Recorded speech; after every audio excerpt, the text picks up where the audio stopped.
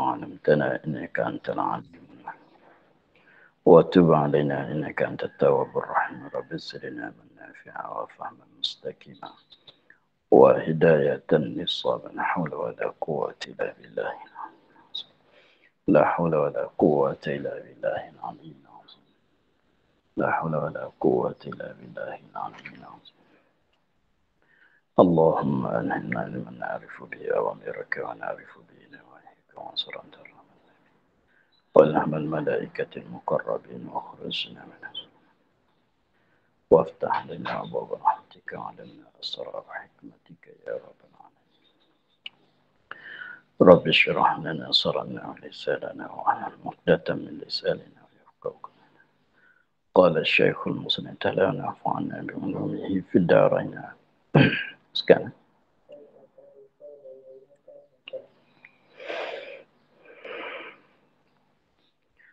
dan atas rupa mengakatkan hadas, mandi sunat dan membaharukan mengambil air sembahyang,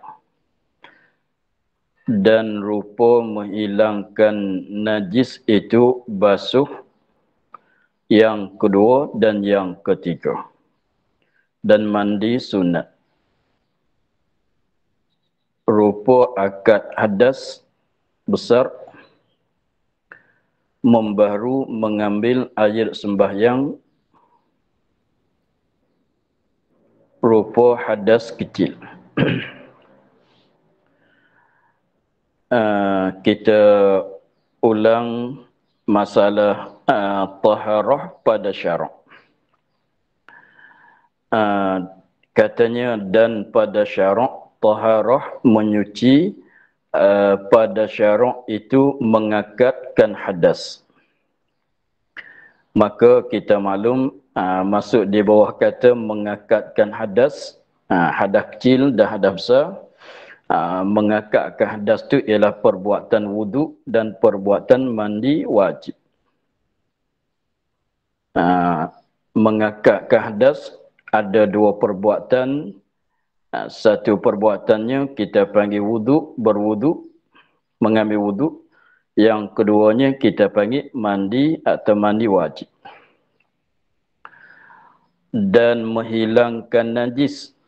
Taharah pada syaraknya juga ialah perbuatan menghilangkan najis. Menghilangkan najis kita panggil basuh. Atau barang makna keduanya, atau perkara yang ada pada makna keduanya mengangkat hadas dan menghilangkan najis. Dan atas rupa keduanya, ini perkara yang berlaku di atas rupanya. Jadi maknanya rupanya rupa mengangkat hadas, rupanya rupa menghilangkan najis, tetapi bukan mengangkat hadas, bukan menghilangkan najis. Hanya nampak macam-macam saja. Seakan-akan saja. Tapi bukan mengangkat hadas, bukan menghilangkan najis. Hanya rupa dia saja. Dan makna mengangkatkan hadas. Ini perkara yang ada pada makna perkara yang menyerupaikan dengan mengangkat hadas itu seperti tayamum. Maka tayamum tu masuk dalam perkara yang ada pada makna mengangkat hadas. Sebab kita maklum daripada kemarin bahawasanya tayamum tak boleh mengangkat menghilangkan hadas. Hanya tayamum itu untuk mengharuskan sembahyang dan sebagainya. Dan makna menghilangkan najis, yakni benda yang ada pada makna menghilangkan najis itu batu istinja. Jadi istinja dengan batu dan lain-lain lagi. Jadi maknanya tayamum pun masuk dalam bahagian taharah. Istinja dengan batu pun masuk dalam bahagian taharah. Dan atas rupa mengangkat hadas. Yang perkara yang rupa-rupanya mengangkat hadas. Tetapi bukan mengangkat hadas. Tapi rupa dia macam rupa mengangkat hadas. Jadi kita buat tu macam mana kita buat nak mengakatkan hadas.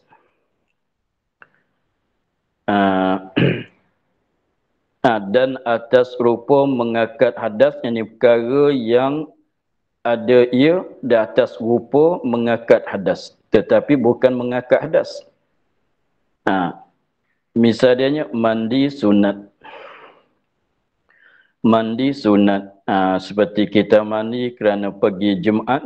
Mandi berhari raya. Mandi kerana nak pergi kepada tempat berhimpunan ramai. Maka tiga masalah itu disunatkan kita mandi. Berhari raya disunatkan kita mandi. Nak pergi Jumaat disunatkan kita mandi. Nak pergi kepada tempat berhimpunan orang ramai disunatkan kita mandi. Maka mandi sunat ini memanglah bukan mengangkat hadas. Sebab kalau kita ada hadas besar, mandi itu bukan sunat.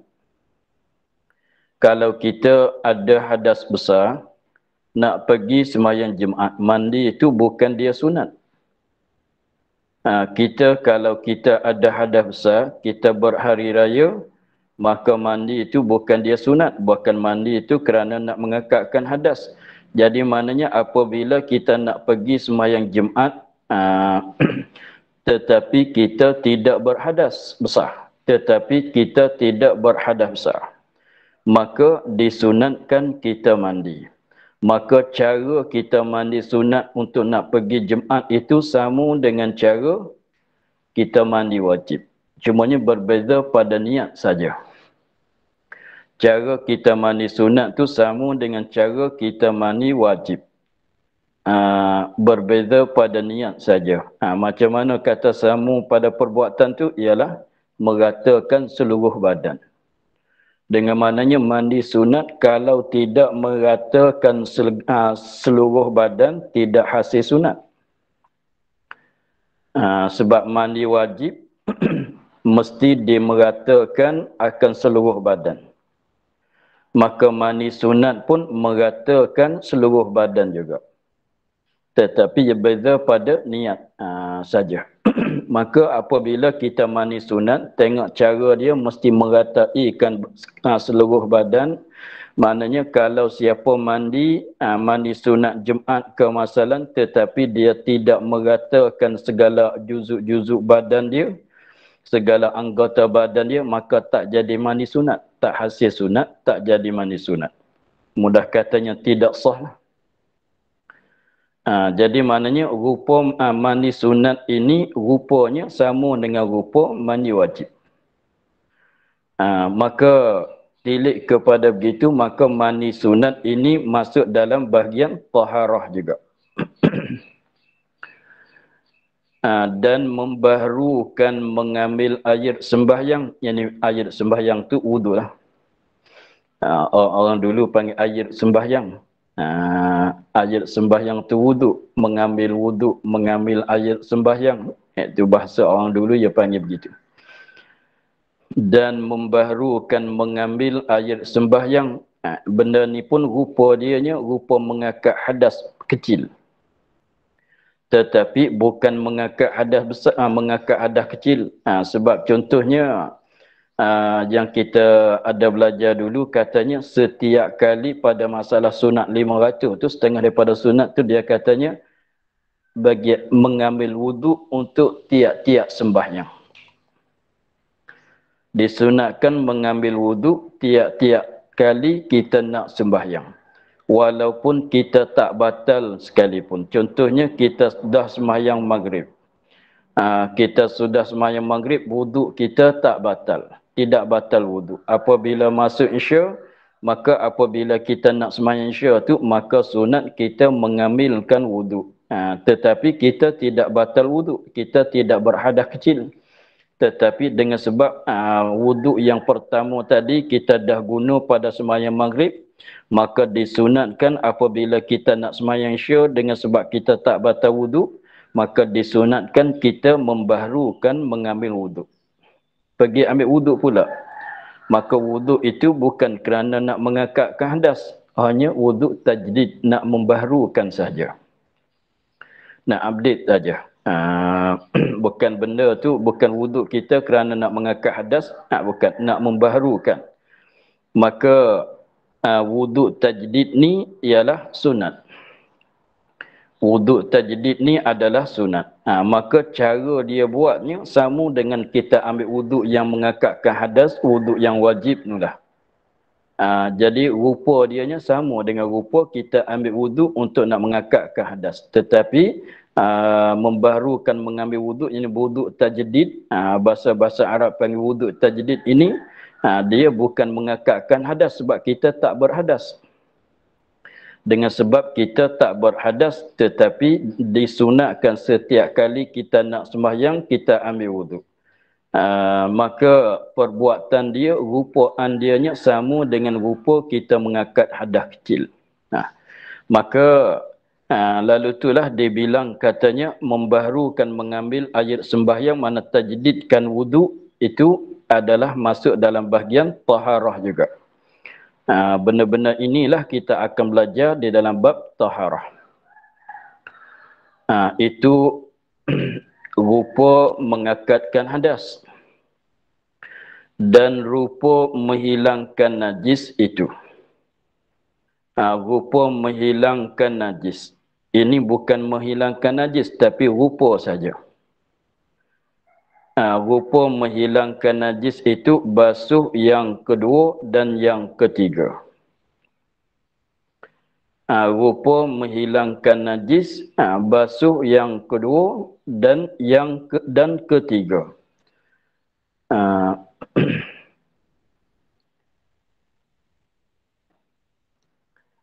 Cara niat tajdid wuduknya sama kita niat wuduk biasa. Cara kita niat tajdid wuduknya sama dengan cara kita niat wuduk biasa. Saja aku mengambil wuduk, dah cukup. Dan lain-lain lagi lah daripada cara-cara niat ambil wuduk. Dan rupa menghilangkan najis itu basuh yang kedua. Ni basuh kali yang kedua dan yang ketiga, yakni basuh kali yang ketiga. Ya. Basuh yang kedua, basuh yang ketiga ni bukan masalah ambil wuduk. Ni masalah ketika kita basuhkan najis. Jadi contohnya tangan kita tu ada kena darah masalah. Kat tangan kita atau kat baju kita tu satu tempat di baju kitanya kena darah masalah. Maka kita basuhkan darah. Apabila dah hilang suci kali yang pertama. Selama mana tak habis darah yang ada kat tangan kita tu, maka tak dibilangkan kali yang pertama. Contohnya kita kata darah yang kena kat tangan kita tu, kita sembelah lembu ke masalah. Kita sembelah lembu ke masalah, darah tu kena kat tangan kita. Kaman darah tu jadi pekat. Maka darah tu bagi pekat, kita cucurkan air di atas tangan kita, darah tu tak hilang. Kita gosok, barulah habis diri darah tu. Ain darah tu barulah habis. Maka apabila habis tu dibilangkan kali yang pertama. Dikira kata kali yang pertama. Maka sunatnya 3 kali macam kita ambil wuduk. Maka kita basuh pula kali yang kedua, itu adalah sunat. Basuh kali yang ketiga adalah sunat. Padahal basuh kali yang kedua, bukan kita basuh najis, sebab najis dah hilang pada kali yang pertama. Basuh yang tiga bukan kita basuh najis, sebab najis dah hilang, dah habis pada ketika basuh yang pertama. Macam kita ambil wuduk dah. Macam kita ambil wuduk, kita basuh muka, selama mana tidak merataikan muka, tak bilang kata satu kali. Jadi apabila kita basuh muka dah merata pada kali pertama, itu baru bilang kata satu kali. Jadi maknanya basuh kali yang pertama itulah basuh muka ambil wuduk ni. Basuh muka kali yang pertama sekali merata yang pertama itu dikatakan satu kali. Maka apabila dah rata satu kali, maknanya apa itu satu kali rata kali yang pertama itulah untuk nak mengangkat hadas kat mukanya. Apabila kita basuh kali yang kedua sunat, basuh yang ketiga pun sunat, maka basuh sajalah, basuh nak ambil sunat je lah. Bukan basuh nak mengangkat ke hadas, sebab hadas dia terhilang, terakad dengan kali yang pertama, dengan meratai kali yang pertama pada kali yang pertama. Maka kita basuh muka kali yang kedua, kita basuh muka kali yang ketiga, bukan nak mengangkat ke hadas. Ini pun macam tu dah. Jadi maknanya apabila kita basuhkan najis daripada sesuatu, daripada badan kita ke, daripada pakaian kita ke, selama mana tak habiskan ain najis, maka tak dikata kali yang pertama. Apabila kita basuh-basuh, dah hilang ain najis dan sifat-sifat yang tidak dimaaf. Kalau darah kena kat kain tu, kita habiskan diri darah, adapun warna dia susah nak hilang, itu dimaaf. Warna merah darah yang lekat kat kain tu, itu dimaaf.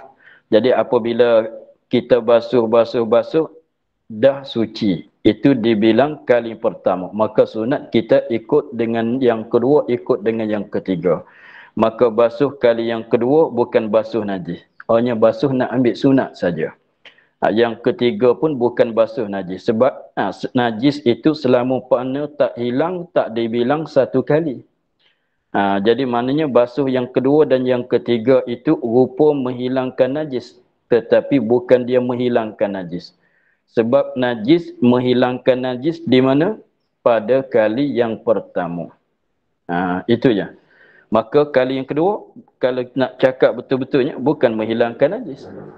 Kali yang ketiga bukan nak menghilangkan najis. Sebab najis selama mana tidak dihilangkan dengan sebab basuh, tak bilang satu kali macam basuh muka ambil wudu tadi. Maka basuh muka nak bilang satu kali. Kali pertama tu ialah sakat mana nak bilang satu kali ialah kira di mana? Dimeratai akan seluruh muka. Jadi kalau kita basuh selama mana tak ratakan muka, tak bilang satu kali. Walaupun banyak kali jirus, walaupun banyak kali cebok air sekalipun. Tak bilang satu kali. Begitulah. Dan mandi di situ. Jadi maknanya basuh kali yang kedua, basuh najis kali yang kedua, basuh yang ketiga itu pun dimasuk dalam bahagian taharah juga. Katanya dan mandi sunat rupa akad hadas besar. Yang kata tadi mandi sunat seperti mandi nak Jumaat, rupa akad hadas besar, tetapi bukan akad hadas besar sebab dia sunat. Kalau hadas besar adanya dia wajib. Begitu. Dan membaharukan mengambil air sembahyang rupa hadas kecil, pada rupa saja, bukan mengangkat hadas kecil. Sebab kalau kita batal wuduk itu wajib. Begitulah. Jadi pendek katanya masalah mandi dan wuduk ini, dan wuduk ini ada kalanya wuduk yang wajib, ada kalanya mandi pun mandi yang wajib. Ada wuduk wajib, ada wuduk sunat. Mandi ada mandi wajib, ada mandi sunat. Maka wuduk yang wajib ialah wuduk untuk nak mengangkatkan hadas kecil. Mandi yang wajib ialah mandi untuk nak mengangkatkan hadas besar. Maka sekiranya kita tidak ada hadas kecil, tetapi disunatkan kita ambil wuduk kerana nak sembahyang yang lain pula, maka itu dikatakan wuduk tajdid. Maka wuduk tajdid rupa dianya sama dengan rupa kita ambil wuduk yang wajib. Begitulah penjelasan dianya. Jadi pendek katanya daripada huraian yang tersebut, cuba kita bilang balik, cuba kita kira balik apa benda yang masuk di dalam makna taharah pada syarak. Cuba kita bilang balik apa benda yang masuk di bawah taharah pada syarak. Satunya kita ulang balik tengok. Dia katanya dan pada syarak mengakatkan hadas. Kena kepada wudu, kena kepada mandi wajib. Menghilangkan najis, itu satu perkara. Lepas tu masuk di bawah menghilangkan najis, najis besar, najis apa dia? Najis mughallazah, najis anjing, dan najis mutawassithah, najis biasa dan najis mukhaffafah. Atau barang makna keduanya. Masuk di bawah barang makna keduanya ialah tayamum dan istinja dengan batu. Bertayamum masuk dalam bahagian taharah, istinja dengan umpama batu pun masuk dalam bahagian taharah juga. Dan mandi sunat pun masuk dalam bahagian taharah juga. Tajdidkan wuduk masuk dalam bahagian taharah juga. Basuh najis kali yang kedua, yang ketiga pun masuk dalam bahagian taharah juga. Dan ada beberapa perkara lagi yang masuk di bawah taharah seperti mana lagi akan datang. Itulah benda yang masuk di bawah kata taharah. Tetapi taharah yang disebut tadi itu ialah kena kepada perbuatan. Yang dia kata tadi dan pada syarak itu mengangkat hadas dan menghilangkan najis. Maka taharah dengan mana perbuatan, menyuci. Yang kita terjemuh kata menyuci. Menyuci. Tu taharah. Kalau dia taharah tu kita boleh terjemuh, ada diterjemuh dengan dua makna. Taharah makna suci. Satu. Taharah makna suci. Satu. Dan taharah makna menyuci. Ada dua makna. Tetapi dalam kitab kitanya dia cerita satu makna saja. Taharah makna menyuci. Taharah makna menyuci. Sebab mengangkatkan hadas, menyuci daripada hadas. Menghilangkan najis, menyucikan daripada najis dan lain-lain lagi. Jadi yang musannif sebut itu, jadi taharah kena atas perbuatan-perbuatan. Mengambil wuduk, perbuatan tajdid wuduk, perbuatan mandi, perbuatan basuh najis. Itu kena atas perbuatan. Maka taharah kalau kena atas perbuatan, kita terjemah menyuci. Tapi ada juga taharah yang diterjemuh dengan bahasa Melayu kata suci atau tersuci. Maknanya tak ada najis, tak ada hadas. Saya suci sekarang, boleh terus sembahyang. Apa makna? Saya tidak berhadas. Badan saya suci, maknanya badan saya suci, pakaian saya suci dan saya tak berhadas, maknanya boleh terus sembahyang. Jadi taharah dengan mana suci, mana tidak ada hadas, tidak ada najis, tak kena najis. Ada juga mana begitu. Kalau katanya taharah dengan mana tak berhadas, tak berhadas besar, tak berhadas kecil, tidak ada najis kat badan, artinya kat pakaian, maka kita kata mana? Apa yang kita panggil? Suci. Begitu. Jadi maknanya kalau kita keluar angin masalan, artinya kita berjunub masalan, bersetubuh masalan, maka apabila kita keluar angin, kita qada hajat, maka ada hadas. Kita qada hajat, selepas pada kita qada hajat, jadi kita berhadas. Maka apabila kita nak sembahyang, maka kita mengangkatkan hadas. Ialah kita ambil wuduk, artinya kita mandi. Maka ambil wuduk kita, kita mandi kita tu dikatakan taharah dengan mana? Menyuci. Taharah mana? Menyuci. Menyuci dia itu mana kena atas perbuatan. Tetapi kalau kita rajak balik kepada syarat sembahyang, syarat bagi nak sah sembahyang, setengah daripadanya apa? Syarat bagi nak sah sembahyang setengah daripadanya ialah at-taharah anil hadasi wan najis.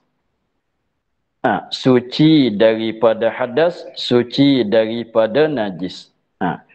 Kalau kita tilik kepada syarat sembahyang, dia katanya salah satu daripada syarat nak sah sembahyang ialah taharah. Taharah tu apa dia? Mak terjemuh dengan mana? Suci. Bukan makna menyuci. Suci daripada hadas, suci daripada najis. Mana tak ada hadas, tak ada najis. Begitu. Jadi kita ingat balik katanya taharah ada dipakai dua makna. Mana kalau taharah diterjemuh dengan mana menyuci, itu taharah yang kena atas perbuatan. Itulah yang musannif sebut kata mengakad, menghilang, itu taharah dengan mana perbuatan. Adapun katanya taharah dengan mana suci, tersuci, itu ada juga. Itu kena atas kelakuan. Taharah dengan mana suci, itu kena atas kelakuan, artinya kena atas sifat. Begitulah.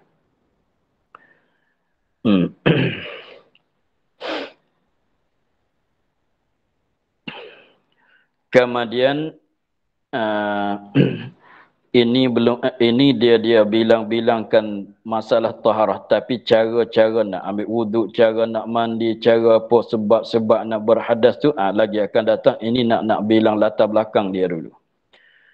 Kemudian adalah taharah itu terbahagi atas dua bahagian.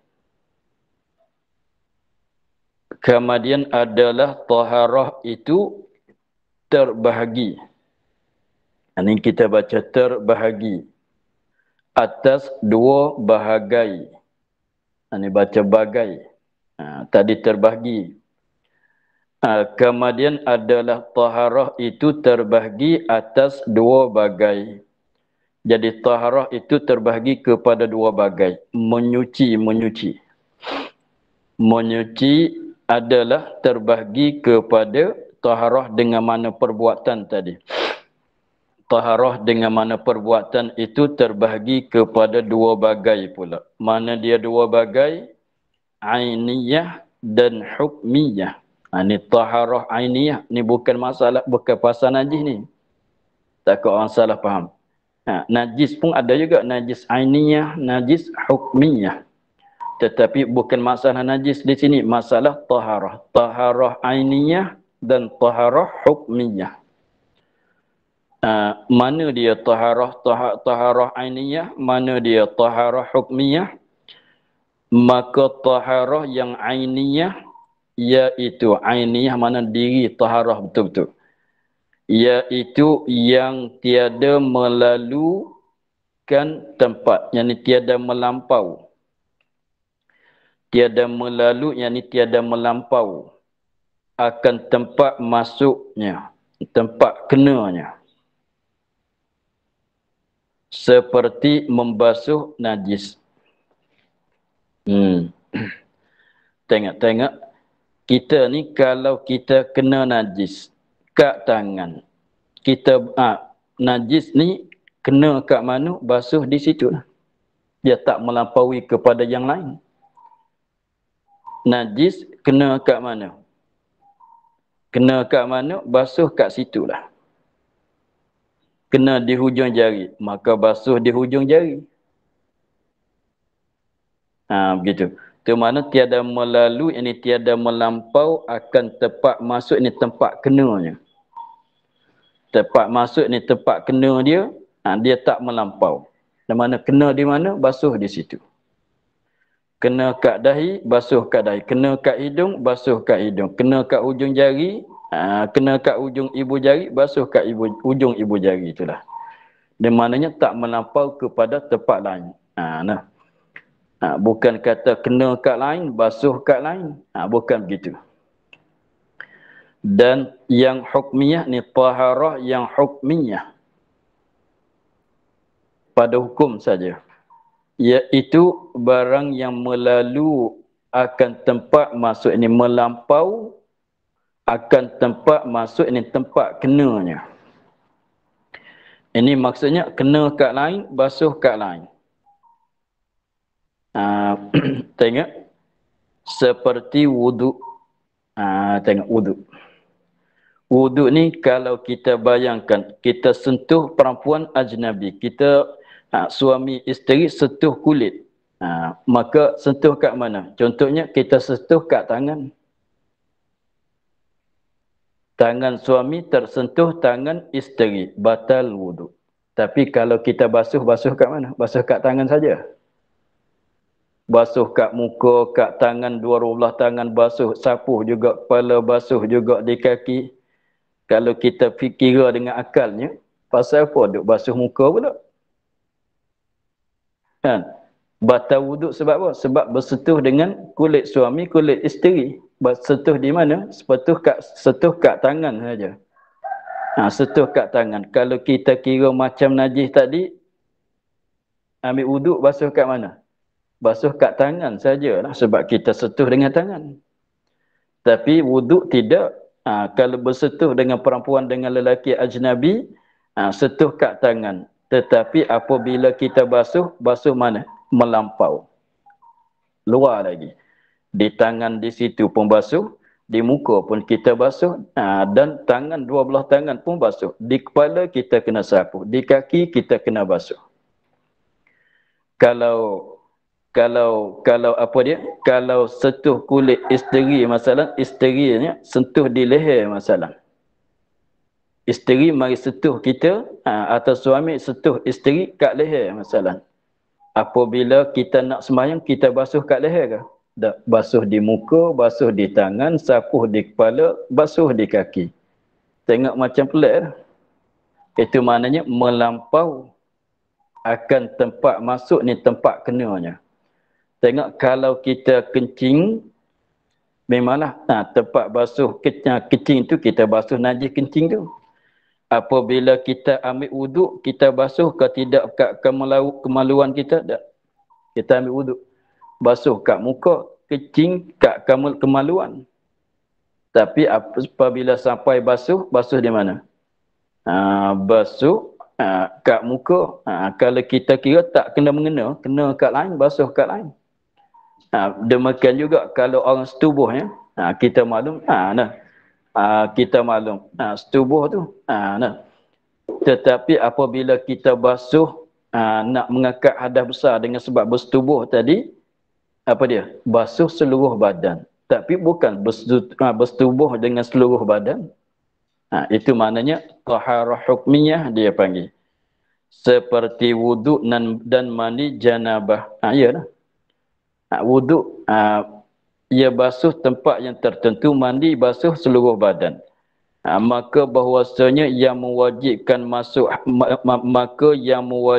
maka bahwasanya yang mewajibkan dia kan mandi janabah, masuk hasyafah, atau keluar mandi.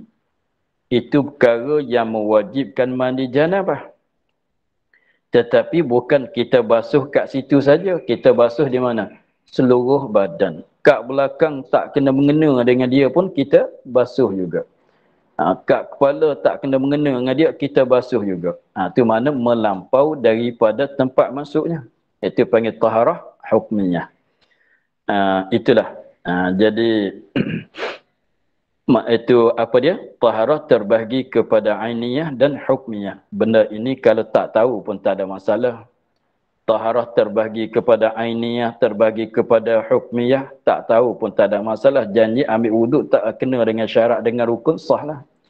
Janji mandi junub, mandi janabah itu tak kena dengan syarat rukun dia, sahlah. Walaupun tak tahu dengan benda ini, tapi ini kita medan, kita belajar. Belajar nak tahulah, begini kita panggil apa, begini kita panggil apa. Begitulah. Untuk nak mengamalkan tak payah tahu begini. Kalau orang awam tak tahu kata najis taharah itu terbahagi kepada ainiyah hukmiyah pun tak ada masalah. Janji cukup syarat, cukup rukun, dah sepenuh, dah jadi. Ini kita nak ambil ilmu. Dan terbahagi pula atas dua bagai. Taharah tu pula terbahagi di atas dua bagai pula. Taharah dengan mana menyuci, Nah, taharah itu terbahagi pula atas dua bagai pula. Satunya qalbi dan badani. Taharah qalbi, suci hati. Dan taharah badani, mana suci badan. Taharah terbahagi kepada dua bagai. Maka qalbi yakni taharah hati, suci hati. Suci hati ni kita kena belajar ilmu tasawuf. Nak suci hati kita kena belajar ilmu tasawuf. Seperti hasad dan ujub dan riya dan takabur. Mana suci hati, suci daripada perkara yang tersebut tadi. Suci hati, suci daripada penyakit hasad, penyakit ujub, penyakit riya dan takabur. Itu suci hati. Maknanya hati seorang kalau tidak ada hasad dalam hati dia, tidak ada perasaan ujub, bangga ke diri, tidak ada perasaan ria, nak tunjukkan amalan ke dia, amalan baik kepada yang lain, perasaan takabur, sombong, maka dikatakan taharahnya hati dia, suci hatinya. Kata Imam Ghazali, apa maksud dengan kata suci hati? Apa maksud kata suci hati dan cara mana kita nak menyucikan hati? Dia katanya mengetahui akan hadnya, yakni ta'rifnya. Ta'rif perkara yang tersebut. Dengki, hasad tu apa dia hasad? Ujub tu apa dia ujub? Riak tu apa dia riak? Takabur tu apa dia takabur? Kita kena kenalkan benda dulu. Jadi cara kita nak menyucikan hati kita daripada perkara-perkara yang tadi. Nak menyucikan hati kita daripada hasad, daripada ujub, daripada riya dan takabur. Kata Imam Ghazali dalam kitab Ihya-nya, mengetahuikan hadnya, mengetahuikan ta'rif dia. Dengan mana kita tahu hasad tu apa dia? Perasaan macam mana hasad? Ujub tu apa dia ujub? Riya tu apa dia? Takabur tu apa dia? Apabila kita dah kenal hasadnya begini, ujubnya begini, riyanya begini, takaburnya begini.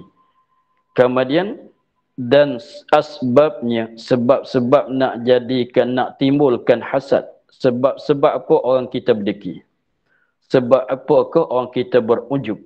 Sebab apakah orang kita jadi ria? Sebab apakah orang kita jadi bertakabur? Setengah-setengah orang lah.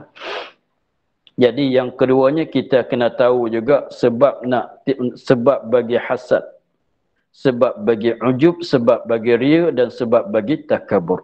Kita kena tahu juga. Sebab kena tahu kerana sebab ini sebagai punca dia. Maka apabila kita buang sebabnya, kita boleh menghilang. Sebab benda ni dia jadi daripada sebab. Tengok, kita makan sebabnya lapar. Kalau tak lapar, tak makan. Sebab kita nak makan tu kerana lapar atau kerana ingin. Cuba kita buangkan lapar, cuba kita buangkan ingin pada makanan. Tak makan. Maka sebab ni kita kena tahu juga. Sebab setengah-setengah tu kita kena mengubati pada sebab tu lagi. Sebab apakah kau sakit perut? Sebab apakah kau sakit perut? Sebab makan benda masam-masam. Maka nak mengubati pantang daripada makan benda masam-masam, jadilah. Sebab apakah kau jadi begini? Sebab kau makan benda-benda lemak banyak. Maka nak mengubatnya, ialah kita tahukan sebab. Maka kita pantangkan di sebab, maka penyakit ni tidak ada. Begitulah. Jadi kena tahu juga sebab-sebab dia. Dan ubatnya. Hasad, apa ubat dia? Hasad ni apa ubat dia? Benda yang jadi ubat tu, benda yang jadi ubat bagi hasad, benda yang jadi ubat bagi ujub, benda yang jadi ubat bagi riya, benda yang jadi ubat bagi takabur. Seperti satu penyakit lah, kita kena tahu benda ni jadi ubat, benda ni jadi ubat untuk penyakit ini, benda ni jadi ubat untuk penyakit ini. Kena tahu diri ubat. Dan mengubatkan dia dan cara nak mengubat. Dia kena ubat dengan mengubat tu lain. Jadi contohnya kalau bahan-bahan ni, kalau penyakit COVID tu, ubat dianya hampa di bumi, masalah. Ubat dia, ubat yang ada kat kampung kitanya ialah hampa di bumi. Tapi itu ubat. Cara kita nak mengubatkan dengan dia, nak buat cara mana? Makan ke atau comor ke? Atanya katalah cara mana? Kita nak makan daun ke, makan akar dia ke? Atau kita comor ke?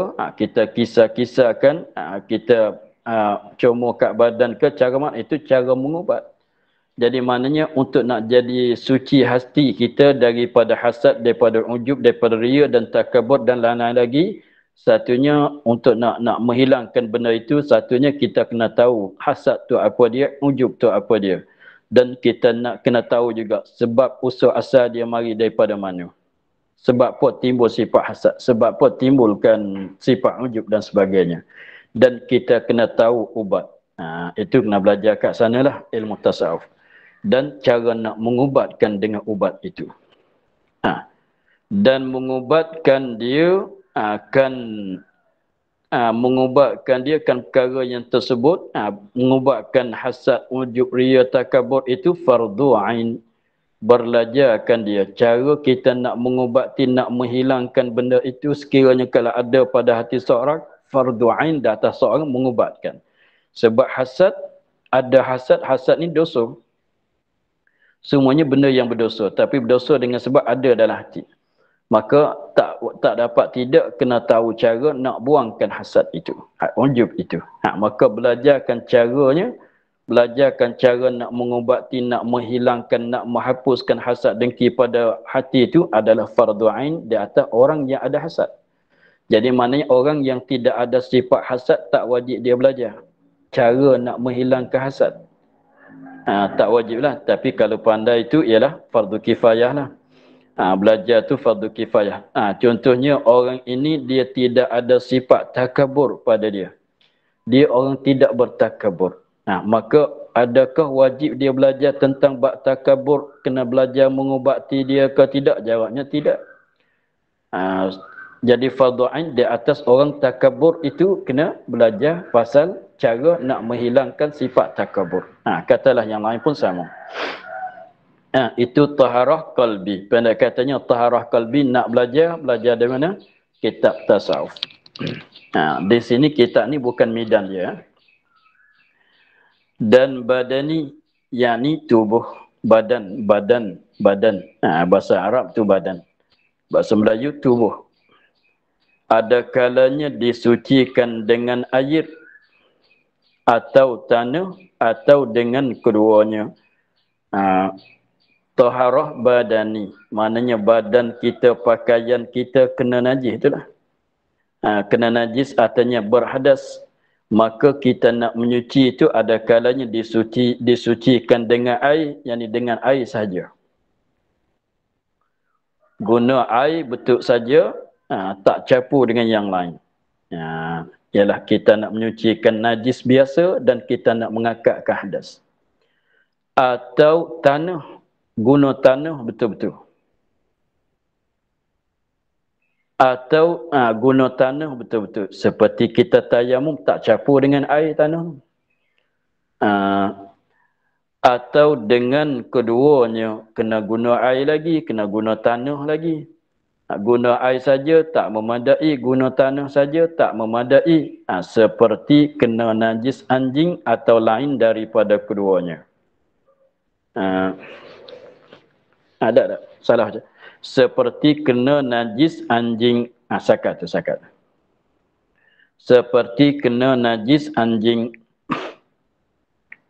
Maka kena najis anjing ialah najis mughallazah. Maka memanglah kita nak menyuci itu kena guna dua perkara. Guna juga air, guna juga tanah. Tapi bukan arti kata guna sama banyak. Tapi mana ceritanya kena guna air, kena guna tanah. Tapi tanah tu satu kali daripada 7 kan. Begitulah. atau lain daripada keduanya air dan tanah. Lain daripada keduanya ini ataf pada dengan air, ataf pada air, pada kata dengan air. Atau dengan atau lain atau dengan yang lain daripada keduanya. Nak menyuci tak boleh tak mesti guna tanah, tak mesti guna air. Guna benda lain daripada tanah pun boleh, guna benda lain daripada air pun boleh juga. Seperti penyamuk. Seperti penyamuk. Jadi kulit kulit bangkai. Kulit bangkai, maka apabila kita nak gunakan kulit itu, boleh kita samukkan dengan dengan benda-benda yang tajam. Itu samuk tu bukan tak, kita tak mesti guna air. Kita guna apa-apa saja yang tajam, yang rasaan dia tu tajam tu, seperti tawas ke masalan, seperti benda yang kelak ke masalan, putih pisang ke masalan, pisang yang putih ke masalan, atau benda yang sangat pahit ke masalan, katalah benda-benda umpama itu, atau sabun ke masalan, katalah benda-benda yang boleh kita guna untuk jadi penyamuk. Maka itu bukan air. Tengok, kalau seorang tu dia nak samuk kulit bangkai, dia guna pisang putih. Dia guna pisang putih, dia potong, dia gosok kat kulit tu, kat sebelah dalam kulit tu, maka jadi suci. Maka putih pisang tu jadi alat menyucikan juga.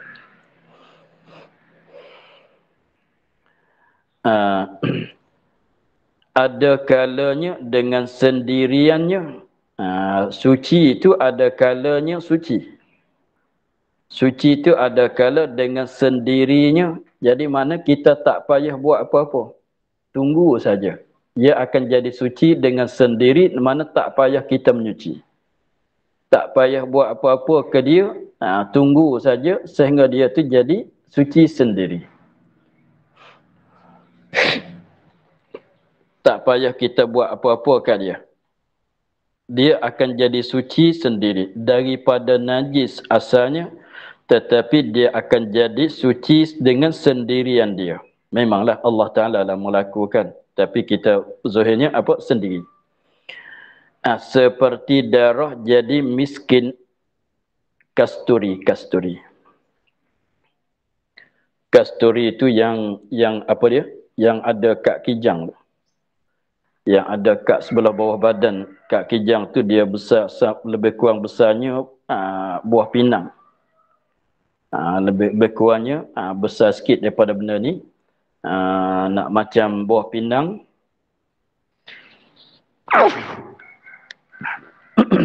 Maka kasturi itu asalnya darah.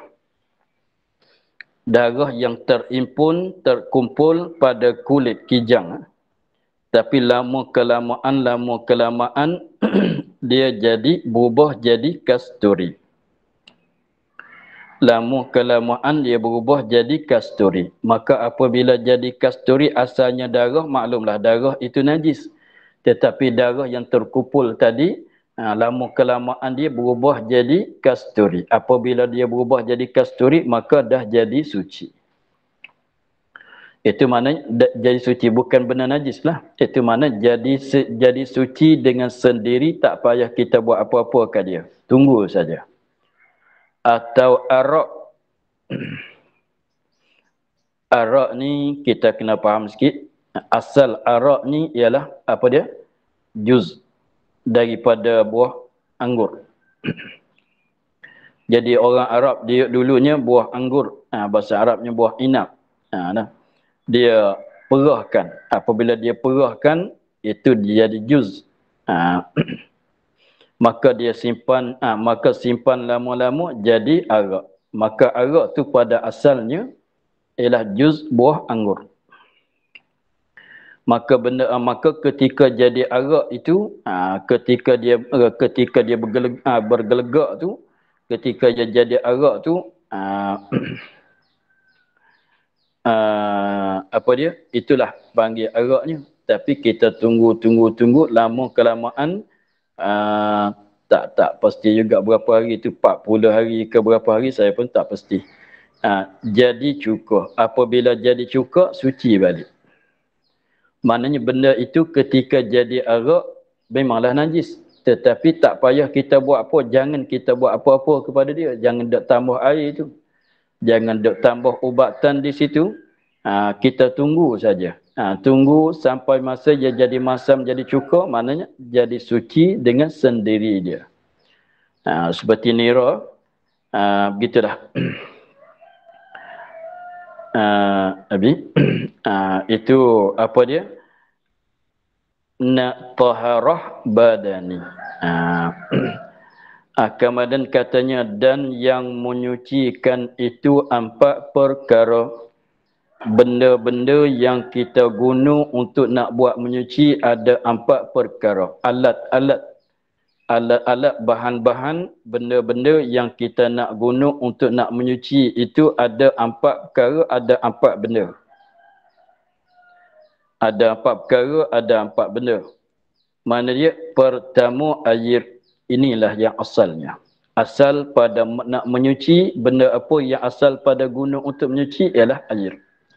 Benda yang asal, benda yang penting, benda yang ghalib-ghalibnya kita guna untuk menyuci ialah air. Ialah air lah.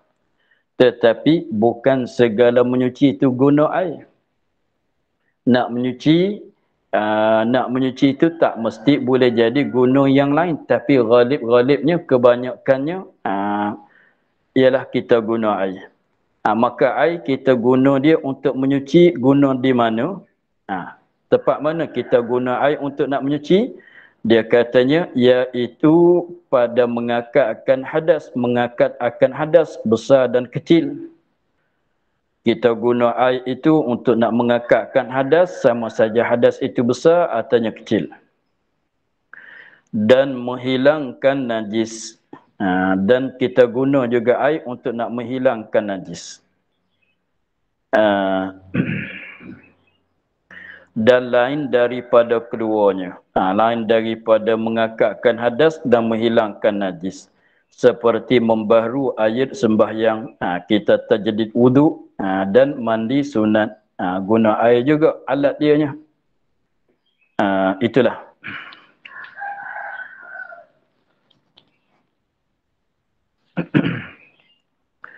Keduanya daripada 4. Benda yang kedua yang kita guna untuk buat menyucinya, tanah. Tanah pada tayamum. Kita guna tanah bila untuk buat menyuci? Satunya guna pada ketika kita bertayamum. Kita nak tayamum. Dan membasuh umpama anjing, ini najis umpama anjing. Najis mughallazah dia lah. Kita nak basuh najis mughallazah, setengah daripada basuhan yang 7-nya mesti dicampurkan dengan tanah. Jadi maknanya tanah ni ada diguna ketika, tapi guna tu bukan penuh-penuh lah. Ada diguna untuk nak menyucikan najis mughallazah. Jadi maknanya tanah kita guna bila untuk nak menyuci? Tanah kita guna pada menyucinya ialah tanah kita guna pada tayamum, dan tanah kita guna pada nak basuh najis mughallazah. Itulah. Dan yang ketiganya alat penyamuk kulit. Benda-benda yang kita guna untuk nak samukkan kulit bangkai.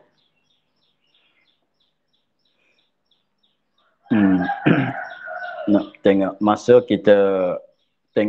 kita akhir kat sini dulu. Dan ketiganya alat-alat penyamuk. Wallahu a'lam, alhamdulillahi rabbil alamin. A'udzubillahi minasyaitonir rajim. Bismillahirrahmanirrahim. Alhamdulillahi rabbil alamin. Wassalatu wassalamu ala asyrafil anbiya'i wal mursalin wa ala alihi wa sahbihi ajma'in. Allahumma iftah lana futuhal arifin wa nawwir qulubana min nurikal karim. Waj'al 'amalana khalisatan liwajhikal karim. Allahumma inna nastaudi'uka ma